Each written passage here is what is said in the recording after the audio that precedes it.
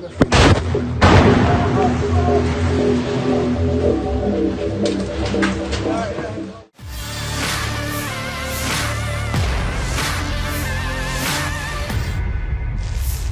Israel sampai detik ini masih terus melancarkan serangan udaranya ke arah warga Palestina. Militer Israel benar-benar tidak peduli pada nyawa-nyawa tak berdosa yang jadi korban dalam serangan yang mereka luncurkan. Sehingga tak bisa dipungkiri, warga Palestina setiap saat selalu dalam mara bahaya. Ini terbukti lewat video yang beredar di aplikasi perpesanan Telegram pada Rabu 13 Maret 2024. Dalam rekaman ini memperlihatkan bom Israel kembali luluhlantahkan pemukiman penduduk Palestina. Diketahui yang menjadi target serangan Israel ini berada di wilayah Deir al-Balah, Palestina. Dalam keterangan unggahan dijelaskan, ada 8 warga Palestina jadi korban dari serangan ini. Sejak video ini beredar, beragam komentar negatif dituliskan warganet.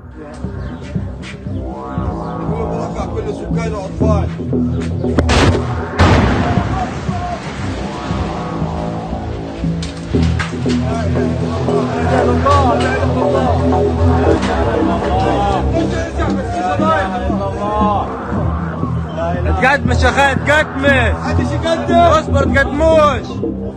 Download Tribun X sekarang, menghadirkan lokal menjadi Indonesia.